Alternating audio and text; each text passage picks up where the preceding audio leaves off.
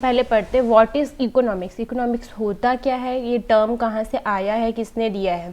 ठीक है, तो आप यहाँ पे स्क्रीन पे देख रहे हैं the word economics has been derived from the Greek word. Greek word से लिया गया है ये, जिसका ग्रीक वर्ड के ओइकोनॉमिकस शब्द से लिया गया है। ठीक है, जिसमें जो ओइकोस है उसका मीनिंग होता है हाउस होल्ड एंड नोमोस का मीनिंग होता है मैनेजमेंट। ठीक है, ग्रीक वर्ड के ओइकोनॉमिकस से लिया गया है, जिसमें ओइकोस का मीनिंग है a house hold and nomos का मीनिंग होता है मैनेजमेंट। इसका मतलब क्या है कि शुरू में जो इकोनॉमिक्स को जो बनाया गया था वो ग्रीक फिलोसोफर थे, एरिस्टोटल।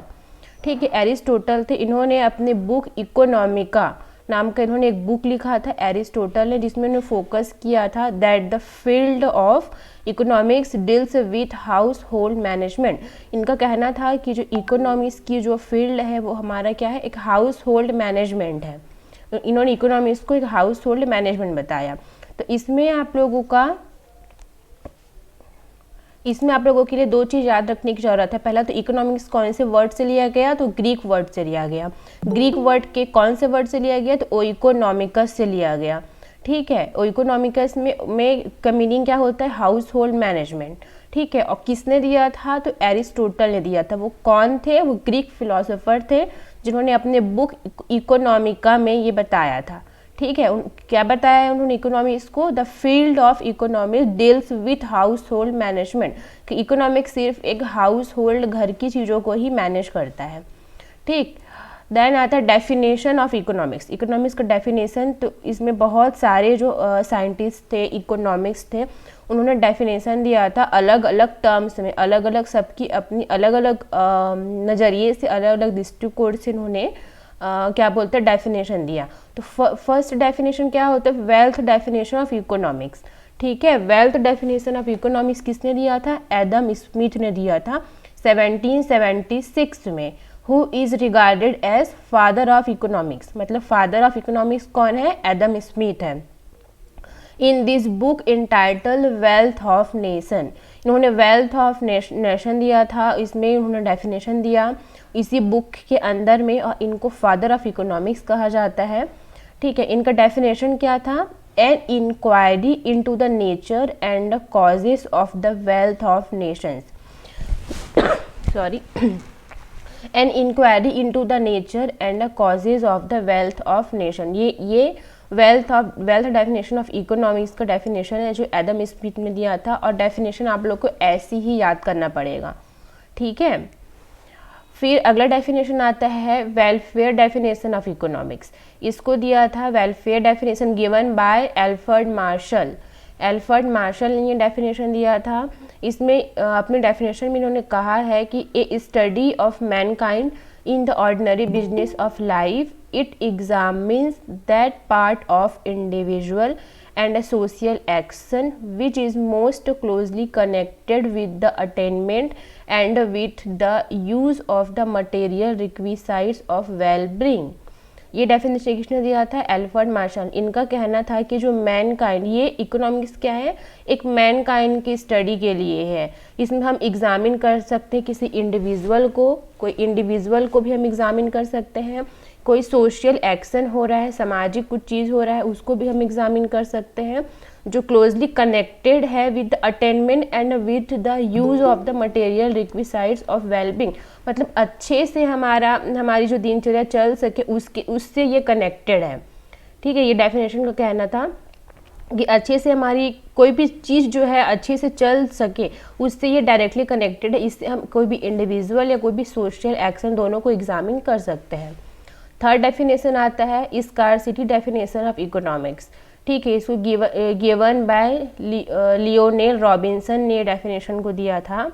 इन्होंने कहा अपने डेफिनेशन में, economics is the science which studies human behaviour as a relationship between ends and scarce means which have alternative uses. इन्होंने साफ साफ इकोनॉमिक्स को एक साइंस बताया जिसको हम स्टडीज़ करते हैं, ह्यूमन के बिहेवियर को स्टडी करते हैं as a relationship between ends, मतलब उसके अंत तक उनके बीच में रिलेशनशिप जो होता है उसमें ह्यूमन बिहेवियर की हम स्टडीज़ करते हैं। और स्कार्स का मीनिंग इन्होंने क्या कहा था, विच हैव अल्टरनेटिव यूजेस, जिसका हम अल्टरनेटिव यूज भी कर सकते हैं। तो ये स्कार्सिटी का डेफिनेशन था।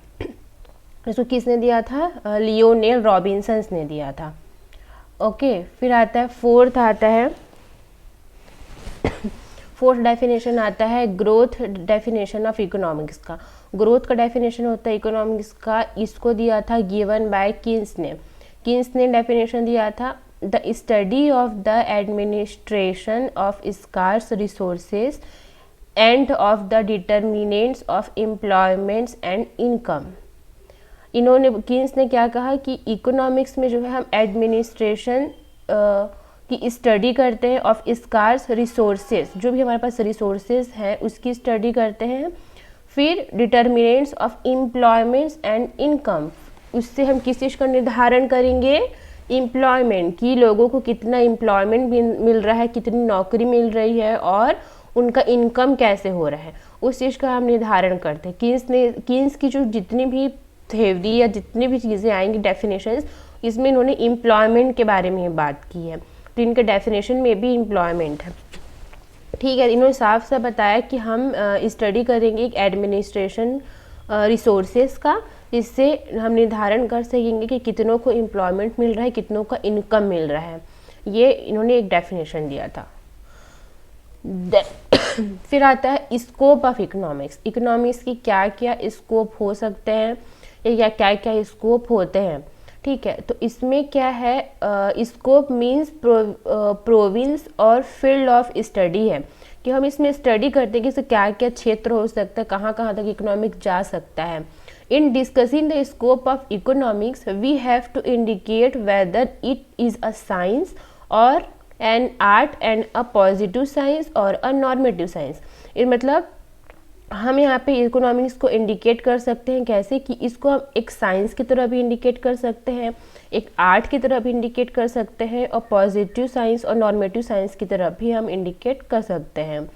It also covers the subject matter of economics, ये सब्जेक्ट मैटर ऑफ इकोनॉमिक्स को भी कवर करता है। And it is also referred to as major issues and problems in economics. इसमें मेजर इशूज़ जो भी हैं सॉरी इसमें जो भी मेजर इश्यूज हैं और जो भी प्रॉब्लम्स हैं उसको भी इकोनॉमिक कवर करता है। और fundamental questions in economics, economics में क्या क्या फंडामेंटल क्वेश्चंस आ सकते हैं वो भी इसके अंदर आता है। तो इसमें बेसिकली कितने फंडामेंटल्स क्या क्या क्वेश्चंस आते हैं। तो पहला आता है व्हाट टू प्रोड्यूस। इकोनॉमिक्स में सबसे पहले आता है व्हाट टू, इकोनॉमिक्स का सबसे पहले मीनिंग होता है इनकम जनरेट करना। किन्स का जो डेफिनेशन था ना, कि हम डिटर्मिनेशन कैसे करेंगे कि एम्प्लॉयमेंट कितना मिल रहा है और इनकम कितना मिल रहा है। तो इनकम कैसे मिलेगा, पहले हमको पता हो कि हमको क्या प्रोड्यूस करना है। तो ये भी इकोनॉमिक का ही स्कोप है या क्षेत्र आता है। इकोनॉमिक्स ही बताएगा कि आपको क्या प्रोड्यूस करना है जिससे आपका इनकम जनरेट हो सके, है ना। तो इसमें व्हाट टू प्रोड्यूस में क्या आएगा, it is related to allocation of resources. Allocation of resources का मतलब क्या है, जो भी हमारे पास रिसोर्सेज है, मतलब जो हमारे पास इनपुट है। इनपुट का मतलब जो हमारे पास सीड है, अगर हम फील्ड में क्रॉप लगा रहे हैं तो हमारे पास अगर सीड है, फर्टिलाइज़र है, इरिगेशन है और पेस्टिसाइड है, इंसेक्टिसाइड है, ये सारी चीज़ें क्या है हमारे पास, रिसोर्सेस है। इसको हम क्या कह सकते हैं, इनपुट कह सकते, इनपुट कहते हैं। तो एलोकेशन का मतलब क्या होगा कि हम उसको कैसे तरीके से, कैसे प्रॉपर तरीके से यूज़ करें। तो it is related to allocation of resources, what goods and services should be produced in the society. मतलब हम रिसोर्सेज का कितनी अच्छी तरीके से उपयोग करें, कितने अच्छी तरीके से एलोकेट करें कि वो हम अपनी सोसाइटी के लिए गुड्स एंड सर्विसेज का अच्छे से प्रोडक्शन कर सकें। इन व्हाट क्वांटिटी, कितनी क्वांटिटी में प्रोडक्शन कर सके। अगर इतना पता हो, है ना, कि कितनी कि कैसे रिसोर्सेज का यूज़ करना है और कितनी क्वांटिटी में प्रोड्यूस करना है, तो उससे क्या होगा, किसी भी फार्मर का इनकम बढ़ जाएगा, उसको एम्प्लॉयमेंट मिल जाएगा, है ना। तो ये चीज़ आता है व्हाट टू प्रोड्यूस। ये इकोनॉमिक्स का क्षेत्र है, इसको ये हर किसी को पता होना चाहिए कि हमको। और फार्मर्स अगर सही तरीके से अपने रिसोर्सेज का मतलब अपने इनपुट का यूज़ करने लग जाए तो तो उनका डेफिनेटली उनका कॉस्ट कम होगा और उनका क्या होगा, इनकम, प्रोडक्शन बढ़ जाएगा। ठीक है। देन आता है हाउ टू प्रोड्यूस।